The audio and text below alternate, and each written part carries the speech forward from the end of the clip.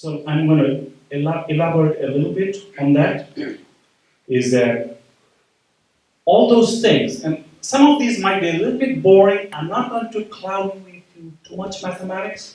I'll jump over it so that you can breeze through it.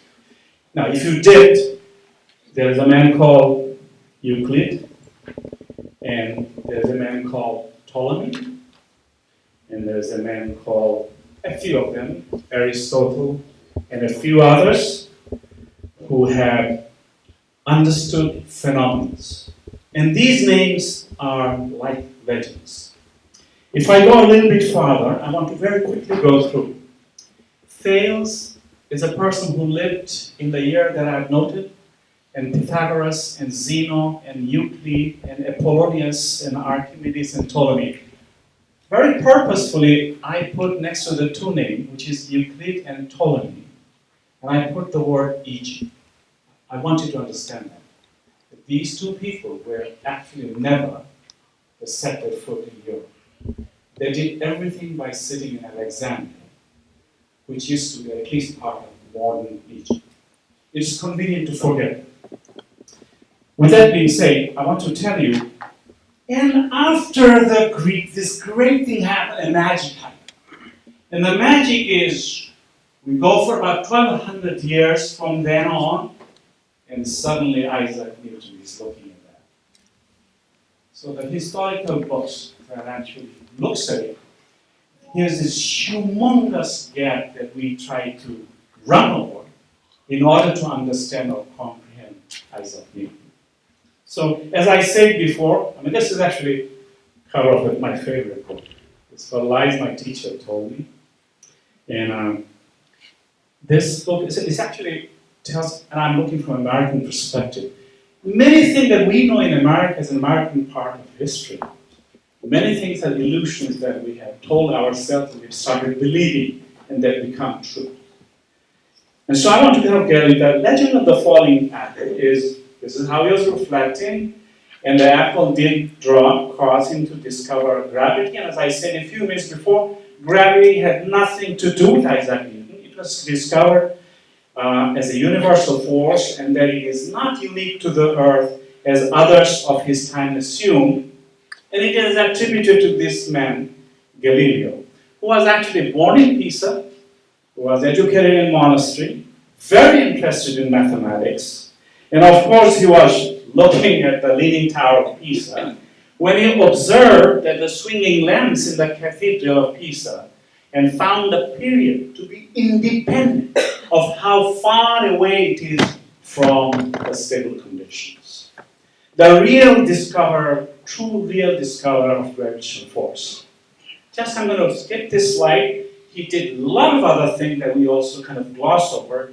And me being a person who kind of devoted his whole life in phenomena related to light, all of that. It is powerful that this man is also the first time who designed a spyglass, was able to magnify things 8 to 9 times. And actually this man had saw mountains on the moon and the Milky Way, and that he accurately measured the period for the 4 of the Jupiter's moons. That aside, I want to tell you, again, Galileo, because of his discovery, was not forgiven very much, because he was found guilty of breaching the Inquisition of 1616, and he was sentenced to lifelong prison because he had strange ideas. And these ideas are leading to thoughts that were threatening to the prevalent ideas. So, in the end, he was reduced to house arrest. It took about 300 plus years before Pope John Paul II, in 1992, claimed that the church made a mistake on their judgment on Galileo. With that being said, I want to tell you, let's go back to, because I cannot forget Sir Isaac Newton. Now let me tell you what he was born somewhere in Lincolnshire, England, and he was pulled out of school at 14 to run the family farm. He was not good at farming, so they sent him back to school. You see how it goes? They didn't, and they were sending him to school. He entered Trinity College in the Cambridge University at the age of 18 to actually become a minister eventually. He graduated at the age of 23. Guess what? He returned to the firm because the Black Death has just started in Europe, including in here, when thousands and thousands of people are dying. So went back to this. But he really got bored while he was in the firm. So he ended up working on the binomial theorem. And don't ask me what it is right now. That's not my purpose. And he looked at the light and the telescopes and calculus and, of course, theology, because that's what he was trained with. With that being said, I want to tell you what was happening at about that time, 300-400 years ago. So, first European university that became as a center of learning was actually at 1150. Before that, there was nothing called universities. Prior to that, Black Death is 1347. Joan of Arc, I'm just reminding you, for history book, was actually burned at the stake for being a witch. That's 1431. So, and then there was 100 years of war that just ended in 1453. So with that being said, let's give the historical origin of the university. The oldest of the university, which is still in existence, is actually not in this continent. It's actually in Morocco. The oldest of the universities is Al-Qarawiyyin University in Fez, which started in 859. Al-Azhar in Cairo followed in 917. University of Paris and the University of Bologna in 1150. University of Cambridge, where Isaac Newton is watching the apple fall, that's 1209. Harvard University, the first university in America, and the College of William and Mary is coming another 400 years later. So all I'm just kind of, in the mindset of your thoughts, this is how the institutions were progressing, and that might break some myth of yours, but this is the idea of this. So today when you go on commencement, for example, out of graduation, or whenever, and you see all these professors wearing these funny-looking cloaks, all these cloaks are really origination from Al-Qarawiyyin University today, that they're actually carrying on throughout. I wanted to kind of tell you, so if you look very closely, in that backdrop, the understanding of counting was not an easy piece. So at that point in time, when the whole business of that is driving science and engineering was what? Transportation, carrying goods from one location to another. And so these people's thoughts and ideas of how to use what will turn out to be formalized mathematics was to solve their daily problem. And I'll quickly sometime tell you what are those daily problems. So I want to introduce for 5 minutes, if I could, if you have forgotten or not, and this is important, I'm sure everybody knows what Roman numerals are. So there is this 1, and 2 of them is 2, and 3 of them is 3. 1 and a 5. 5 is like a 4, and a 5 is like a 5, and 5 and a 1 on the right is 6, and you keep on going, and it suddenly goes to 9, and the next we have a 10, which is like an X. Did you find a 0 anywhere? No. So remember that.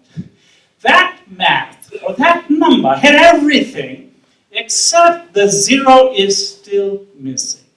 Now remember, 0 and 1 are at the heart of all computers, and the complete IT technology is on the understanding of those two numbers. 1 and 0, the binary number.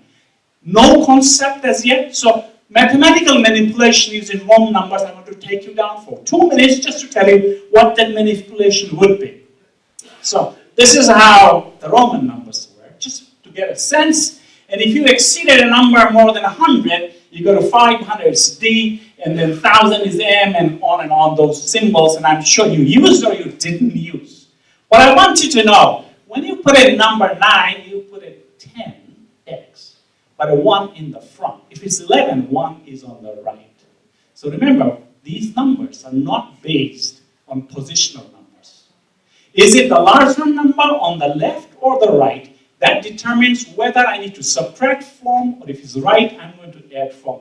These had to be understood in order to do the computation. So with that being said, so I'm just giving you some sample numbers. So 87 will look like that. And you can see, as you are going and looking for a larger and larger number, the representation of that number is only getting worse and worse. With that being said, I want to tell you Later, a horizontal line was introduced to deal with very large number, and one line was for 1,000 and two lines for millions. So I'm representing, if you had a 72,487,963, that's how that would be represented. I'm only telling you just so that you understand the complexity of calculation if you were to depend on them. So let me remind you that, and I'm going to skip this. When you have Roman numbers, because that's what we depended upon, we had no capacity for division. We literally had no capacity for multiplication. If we were lucky, we could only add and we could only subtract. Nothing more than that. As far as the math goes, that's all we did. So, all I was trying to tell you, performing math in Roman number was literally next to impossible. So I want to identify to you three men. One man is called Aryabhata. One man is named Brahmagupta. And one man's name is Bhaskara, because there are two Bhaskaras. And they lived from 476 to 1185. They never saw anything called Europe. They never saw anything called Africa. They actually never crossed anywhere west of India. So now think of these three individuals. And I want to very quickly tell you, because in order to understand this, you've got to go through this. So first, Aryabhata. And I'm not making it up. He was the first person in the world who was able to estimate pi. You all know pi is 3.1415 and so on, right? He went up to 4 places, 3.1416, stopped there. But he preferred to use the square root of 10 to approximate pi, for those who can figure this out.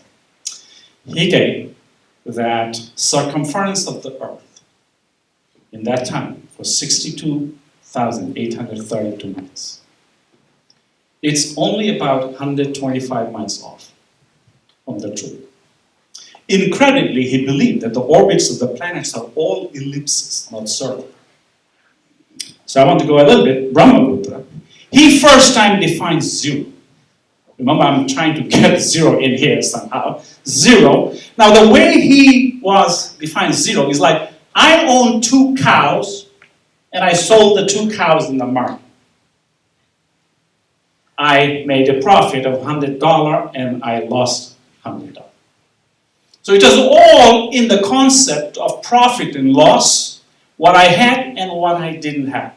He didn't actually even have a notation for it. So in old Sanskrit, zero would it be like sunya or sunna. It means nothing. Pretty close to the concept of zero. He also gave the arithmetic rules in terms of fortunes. So positive numbers are all fortunes, and negative numbers are all losses.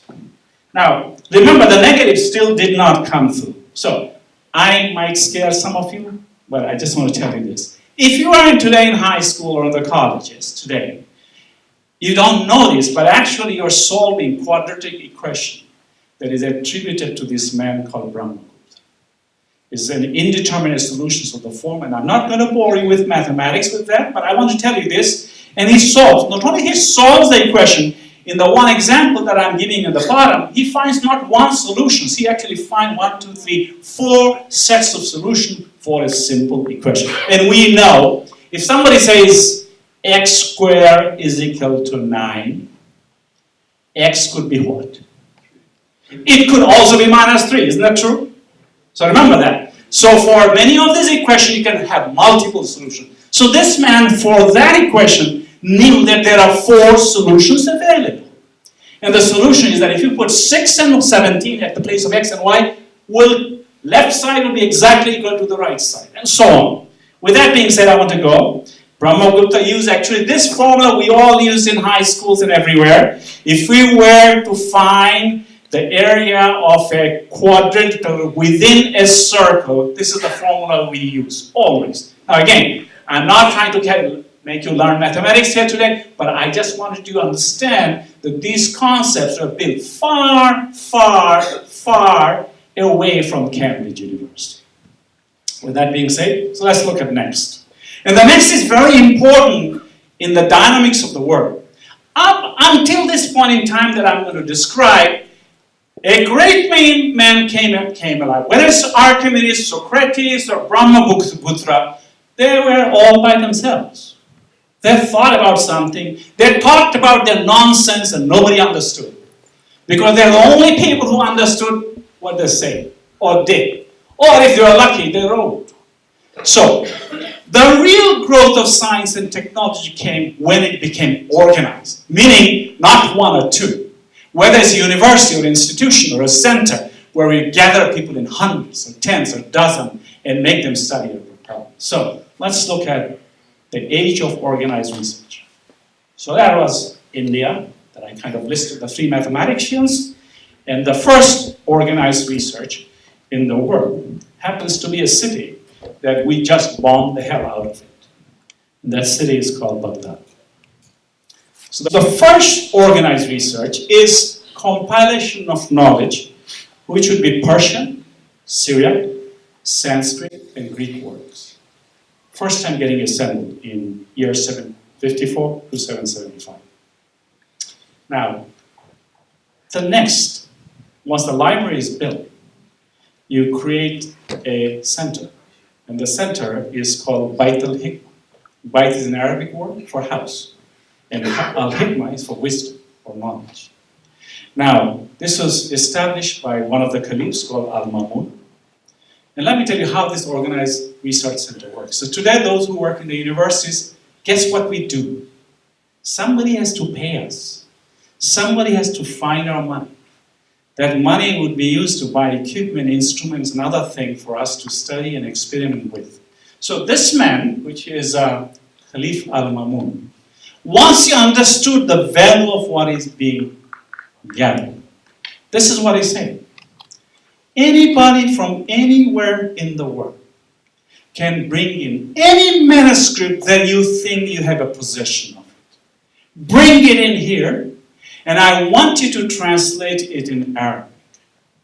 Once you do that, now whether it is single size or double space, font 8 or 15, there's no font, remember that. Doesn't matter what it is. Whatever is the written manuscript, I'll weigh it on a scale, and I'll give you gold of the same weight for the book. Did you get me this? You get a book.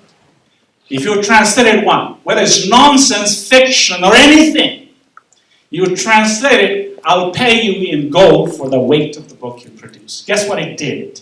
It gravitated and forced people from all over the world to come to that place which we just bombed a few decades ago. With that being said, I want to tell you, let's go to the Arabic numeral system a little bit. Because as these people came, so people came from India, from China, from Orient, from Greece, from Egypt, and all of these people assembled in the first organized research. So they created. And as this process, I want to go quickly, very quickly, before I come to the number system, that 2 or 4 people, Al-Kharizmi, Thabit ibn Qura, Abu Kamil, and Omar Khayyam. Now, Omar Khayyam is known because if you can go to any bookstore today, East, West, or anywhere. Now, guess what you think? You think Omar Khayyam is what? Poet. Yeah, what you don't know, he's an astronomer, he was a physicist, he was a surgeon, he was a geologist. You forget about it. You only think about poetry. Nothing against poetry. What I'm trying to say, people who were grown by this organized research, they were polymath. They had not skill in one subject, but many subjects. So I just want to kind of get that sense in our head. But so what are these mathematicians, what are the type of problem that they had to resolve in those days? Well, remember, their biggest problem was transportation, taking goods from one place to another. And by the way, if you happen to be one of those merchants, also happen to be a Muslim, guess what? You have to pray 5 times a day. You have to figure out when the prayer time is. You have to figure out which way the city of Mecca is. Did you understand the problems? So remember those people, and the camel goes this way and that way, but you're trying to figure out which way the city of Mecca is. that their problems are problems of computation, finding the direction, finding the navigation, while solving the problem of trade and etc. So, first, what are those things that they were interested in? They were interested in finance, communication, calendar. They were interested in trade, transportation, and navigation. They were interested in civil engineering, in pilgrimage, measuring the distance or the direction to Mecca. These are important things. And then taxation and division of inheritance. Why? Because Muslim family law says, if you die suddenly today, your property will be distributed between your children. It's based on how many children you have, whether your wife is alive or not. If wife died, his husband is alive or not. Do you have? So the formula that has to be used to distribute the property is pretty complex math, I can tell you this. So those were their problems. Now, thank God that they had those problems because they are going to solve all our problems for the next 100 years. With that saying, so I go to Avicenna. I hope you have heard his name. And if you didn't, I want to at least introduce. Now, these are just a bunch of stamps that I saw in the name of Avicenna all over the world, including from Poland, Russia, and other places. But the person that I want to focus into today, for right now, is Al-Kharizmi. Who's this man? He is at the back of every algorithm that we can think about today. So Al-Kharizmi, he has a long name, as most Middle Eastern name is. His name is Abu Abdullah Muhammad ibn Musa al-Khwarizmi. Now, Khwarizmi is from Kharizmi. He came from Khwarizm province of the present southern part of Russia. With that being said, so let me go a little bit farther. So, he is known in the Western world as Al-Kharizmi, Al-Khwarizmi, Al-Khwarizmi. In so many ways I've seen this. But all I want to talk about this man for a few minutes. He is sometimes called the father of Al-Jabr. Now, his book, he wrote a book, and this book is the basis for everything. It's a long title. It's in Arabic. I'm going to translate it for you and understand what Al-Jabr is. His most important work is a single book. It's called Al-Kitab. And those of you who know Arabic, Al-Kitab means the book. Al-Kharizmi, Al-Kitab, Al-Muntasar, Fi Hisab, Al-Jabr, Wal-Muqabala. Do you know what Muqabala is? Everybody who is Bengali speaking, at least you know what Muqabala is. No, well, but remember, Muqabala is what? Face each other. In the equation, remember, the left side faces what? The right side. In the middle is an equation. Did you get the point?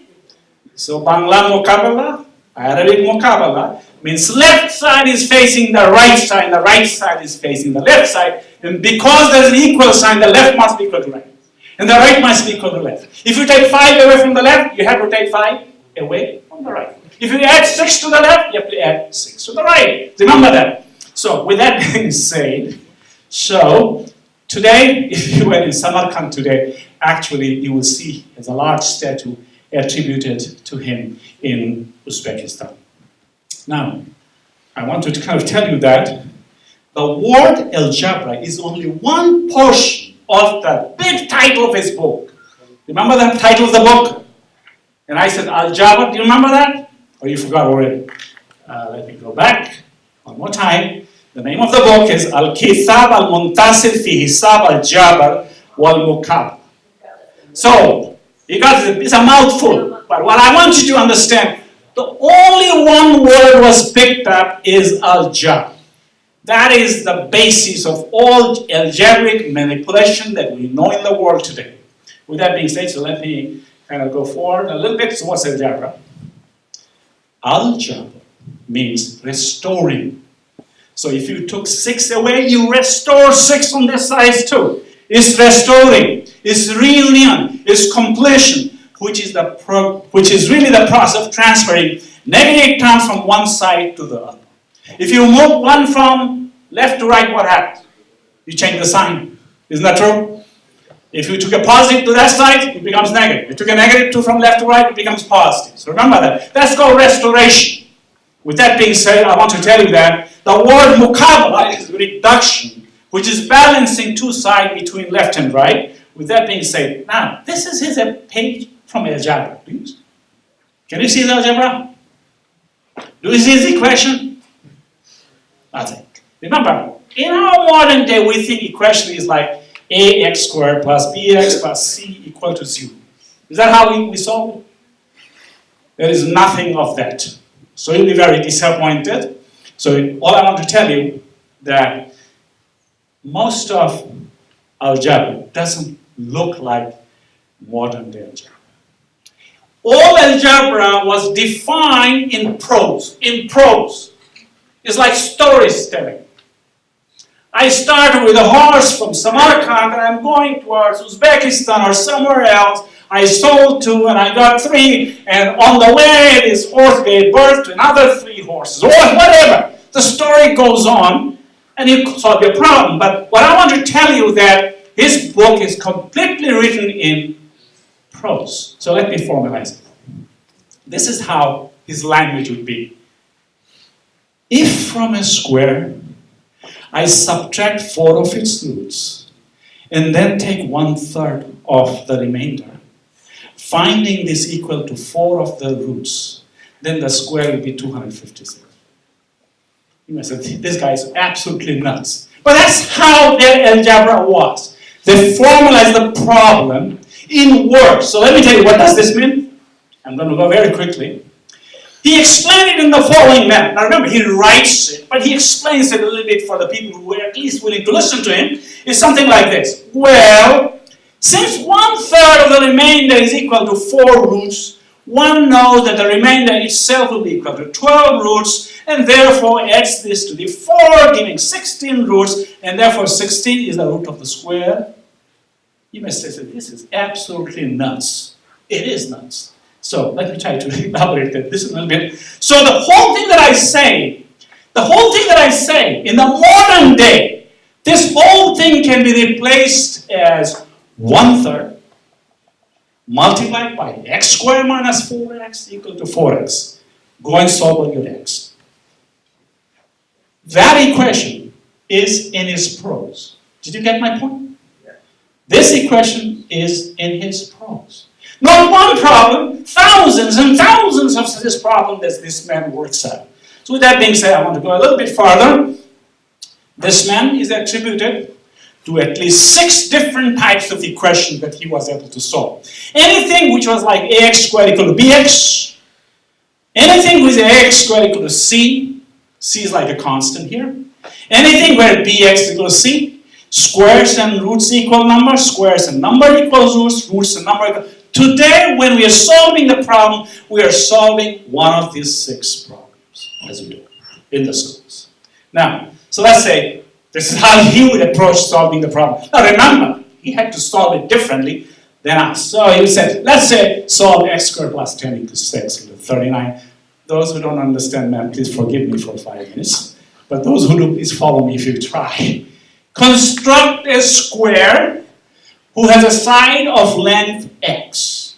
Therefore, the square's area is x squared.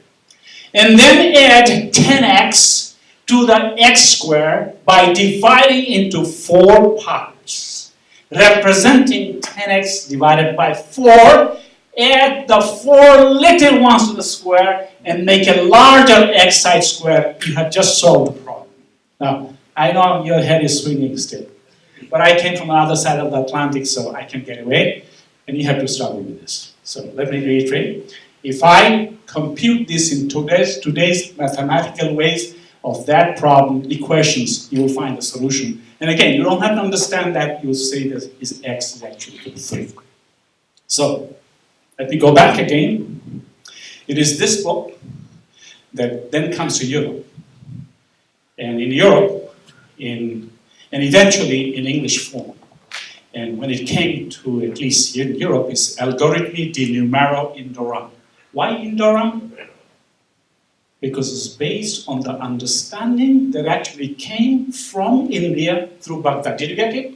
Indoram. Okay, so again, he's also credited with the first time formalizing Indian place value of weighted system. That Brahmagupta and Aryabhata that are completely fake, they could not represent it. So the first use of 0 as a placeholder was this man.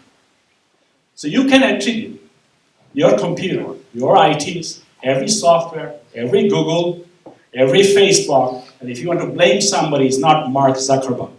It is this guy. Because in the back of everything is ones and zeros. Everything that you know, which you don't get to see the user. So with that being said, Al-Khwarizmi. So think of this. This will be, I want to kind of tell you how even the number progressed from him. First row is the Arabic Indic number from 0, 1, 2, 3, 4, 5, 6, 7, 8, 9. Which then becomes Persian. And again, the same number. Then it comes to what is called Devanagari. Those from Indian subcontinent, you know what Devanagari is. And so Devanagari is the representation next. And then the Tamil representation next. Now, guess what these people, crazy people in Baghdad did? They went a little bit farther. So Al-Sisi, in 969, writes those same 10 digits. 1, 2, 3, 4, 5, 6, 7, 8, 9, 0. Al-Biruni writes it in this fashion. I'm getting pretty close to the number that you know today. The next set, I want to tell you Al-Banna would do it just like this. 1, 2, 3, 4, 5, 6. And guess what? If you really look at this, 4 in Arabic and 4 today you write is only rotated by 90 degrees. Do you see that? It's only rotated by 90 degrees. So people over this time who have constructed their mathematics and the number system and the way it has transitioned to what we today. By the time it has come here, it's literally the way we do not know the number today. So let me now make you visit a few mathematicians. And I know I don't want to bore you with this, but one person is Tabid ibn Qura. He was perhaps the most important mathematician in the Baghdad house in the 9th century. He was both a theoretical and experimentalist worker for astronomy. He was the first person to develop the tables of trigonometric functions. Those who don't understand, you may say, oh, what is that? But I'm just trying, very important stuff.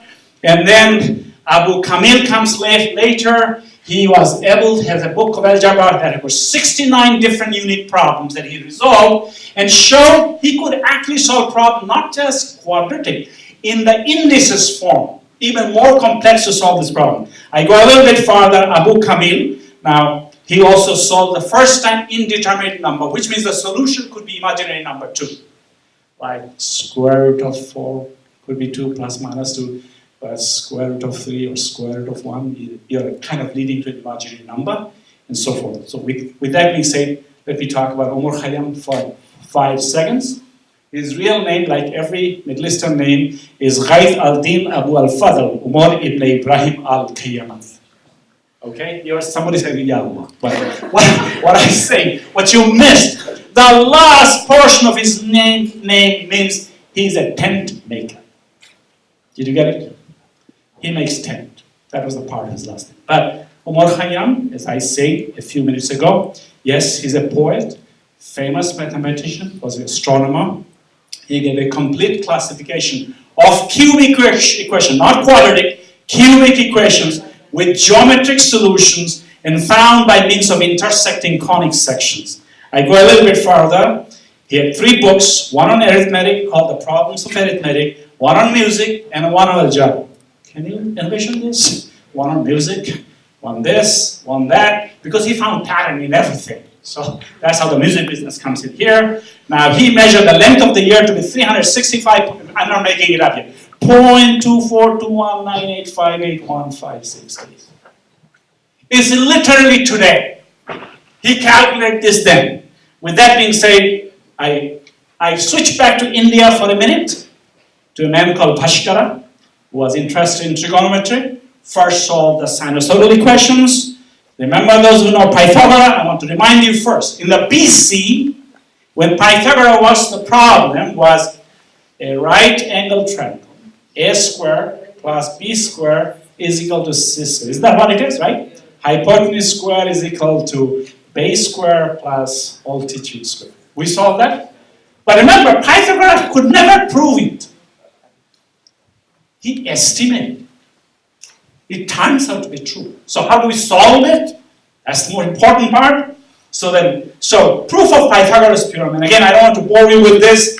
You put one square within another square, and you create those 4 triangles in the top, each having a 90-degree angle. And if you go to a little bit kabuki dances, you're going to prove that c squared is equal to a squared plus b squared. My purpose today is not to teach you arithmetic or geometry. Just want to tell you this. But Bhaskara, who wanted to refine it further, so he solved it even yet differently, in more complex form. And thank God that he did, because his computation actually established certain understanding of astronomical phenomena today.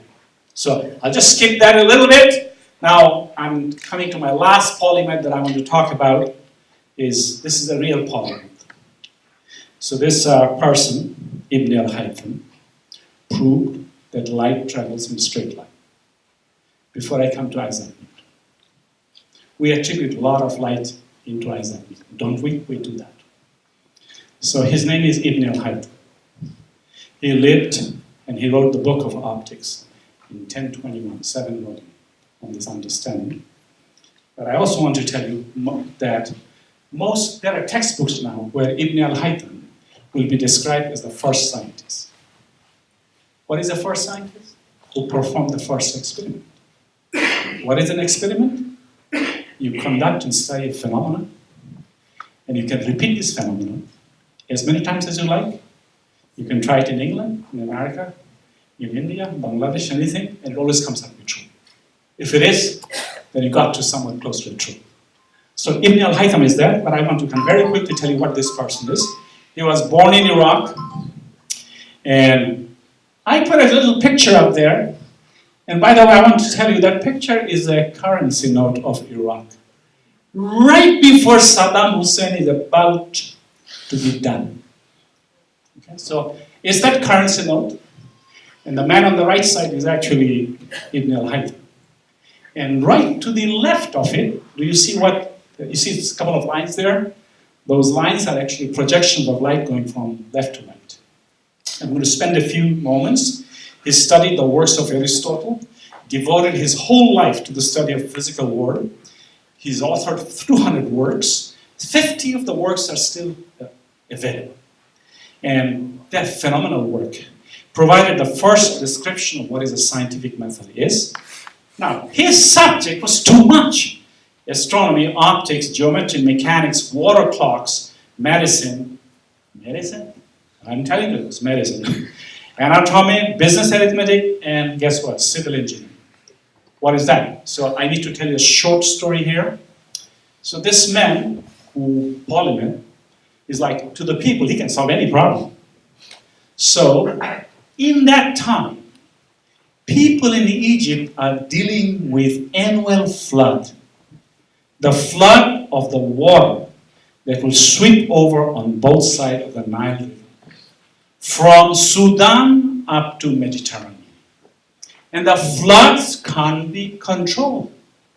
So Khalif Hakam from Egypt invited him to come over here. And just most scientists, when you say, can you solve this problem? Do you know what we always say? Oh yeah. Because if you don't say, oh yeah, then I'm going to hire you. Isn't that true? So he said, oh yeah, I can try. So he comes up here.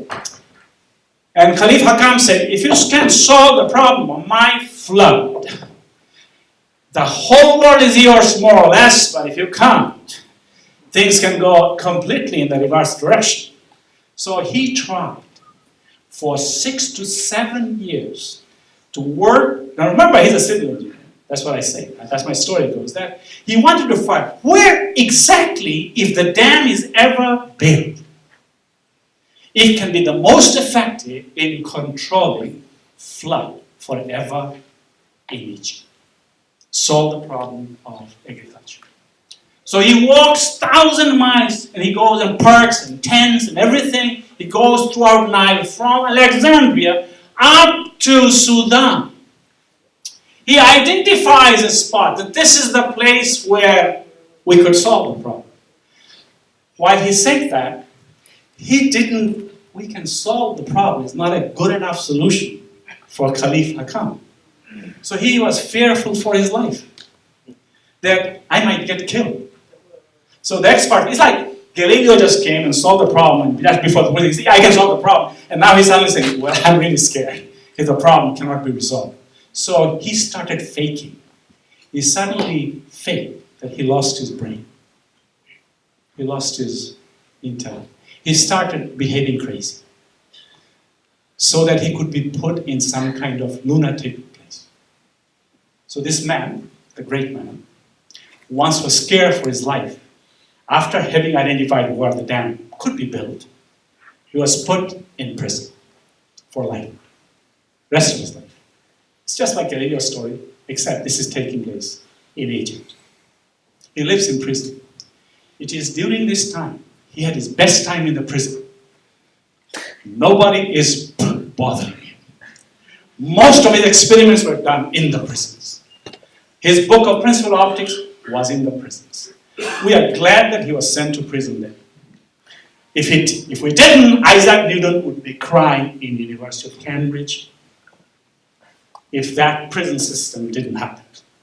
What I want to tell you, this is history, that I'm trying to tell you that most of the experimentation was done.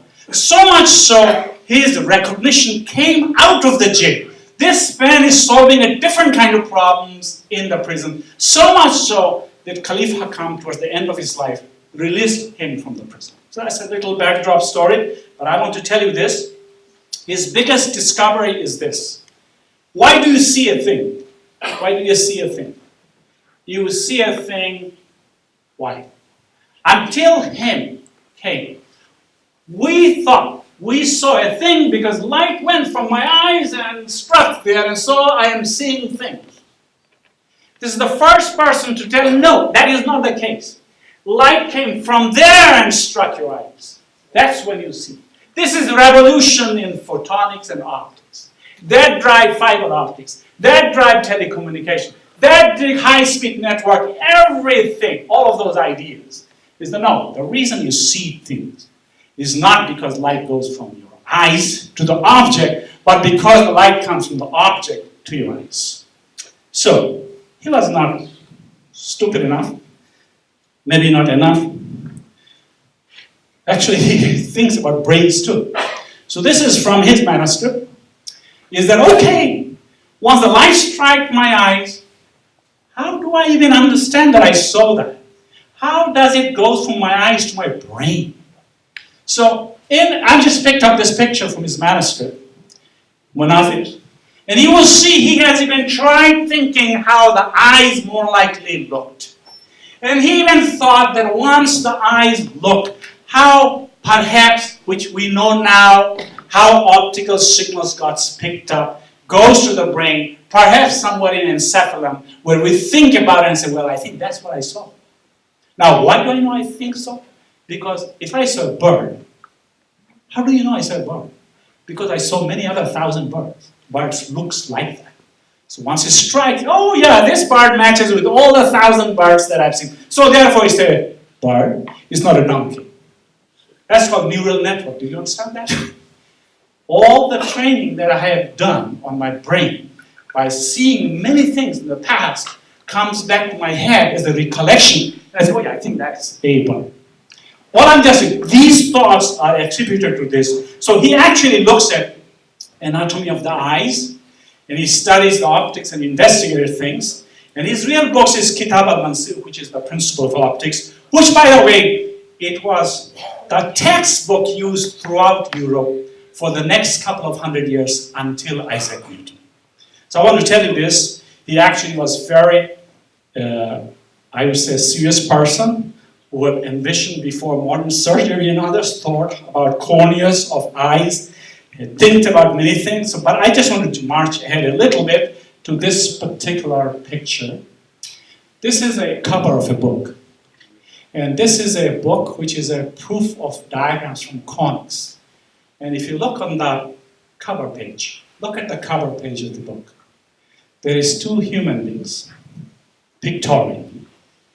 One man standing on the right and one man standing on the left. The one who is in the left, well, is Ibn al-Haytham. One who is in the right is Galileo. What is it? That studying the phenomenon so that in 1647, we are looking at it to describe the moon and its positions. And it's the idea of the two is that one using rational thoughts and one using what? Experimentals. In other words, one is a theoretician and one is an experimentalist. People understood that in 17th century. I go a little bit very quickly. So I kind of told about that he actually projected himself, that he became mentally deranged. And it is this point in time who actually wrote his book of optics. And I want to tell you a little bit. It is his idea of geometric optics that leads to the idea of diffraction of light. Diffraction is like that if you had a tree, the light comes through the leaves, they get diffracted through the small holes. Diffracted means it will change the direction, the way the light is coming. But his experiment is actually bottom line to this, is that if a light comes from source, goes through a hole, it has a possibility of location is determined based on where the source was. But what I want to get to you is that it is this idea, and people in museums, things, his idea was, remember there is, I'm sure those who are studying optics, you have thought of pinhole, small narrow hole. There is no small narrow hole in those days. It takes microscopic things to create pinhole. And we can create pinhole in the order of micrometer, not a meter or millimeter, micrometer. So the idea of his experiment was that, so if you look at this picture, there is a small hole through the window, and far away is the minaret of the mosque. And the picture of the mosque, based on where the two minarets are, they will get inverted. So if the light beam comes through and I project it over a screen, the inverted objects you see. This is the basis of all the cameras that you saw. Now, I'm not talking about digital camera, by the way. Do you remember there was other kind of cameras a few years ago? Not the digital ones, right? So please understand that I'm making a little qualification here. But more likely his experiment was this. So here's the first person in the world who experimented that if a light ray goes and strikes the wall, and when it strikes it, it makes a 30-degree angle to the normal. If the normal is at 90 degrees, I came like this. If the angle is 30 degrees, then the reflected work will go exactly in 30 degrees. So what we say, the law of reflection is what? Angle of incidence is equal to angle of reflection. This phenomenon he tried over and over again. This is why today, there are three laws of optics. Laws of reflection, laws of refraction. Laws of reflection will be, sometime in some book, will actually say Alhazen law. Alhazen is his name, or the short Latinized name, but I want to go a little bit farther. Because of what he did, some of the diffraction ideas that he created that actually guides the modern fiber optic phenomenon. I want to kind of skip this slide, but I want to skip this slide too. So his concept is what led to camera obscura in Italy in 1558. Once that happened, a lens-based camera comes in, and by the ray tracing method, once if you know where the light is, and if you know the object is, you know exactly where the shadow will be, that created idea of designing building. Please understand that? Designing building. So, let me reiterate, if you look at this picture on the left side, this is a perspective of a thing. You can see angles are given in a direction. If you knew exactly what light is, so the architecture, painters, drawers in Europe looked at the idea of perspective to design three-dimensional pictures as they did. I want to go very quickly for the sake of the time. Alberti actually takes it farther. He puts into painting. It's about before the Renaissance has actually started. So many of the paintings are designed on three-dimensional perspective. Today, if you go back to India today, in Rajasthan today, if you go, there's a place called Jantar Mantar. And if you go to India next time, please go and take a place yourself, take a hike, and you will see these are the observatories still in existence in the middle of the desert in Rajasthan, which is called Jantar Mantar. These are observation towers of telescopic proportion in this stage. So that all I'm just trying to say, while his law became Alhazen's law, there's Ibn Sal who did a law of reflection. Unfortunately, that law now is called Snell's law.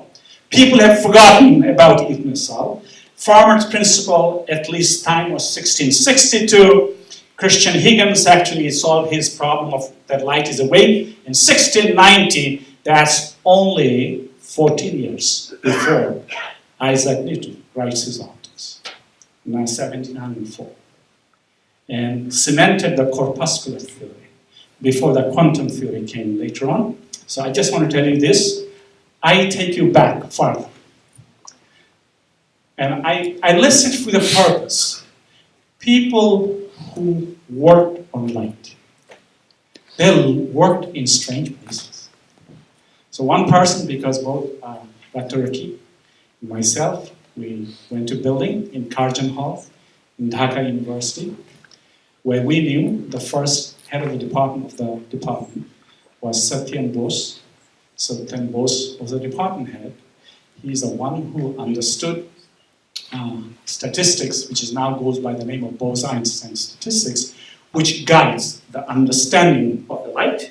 And so, all I'm just trying to say, understanding the light, he needed to publish his work, so he writes his article, gives it to Albert Einstein, so he could translate it in German language, and then it gets published. It is on, that's why it's called Bose-Einstein statistics. This man sat there.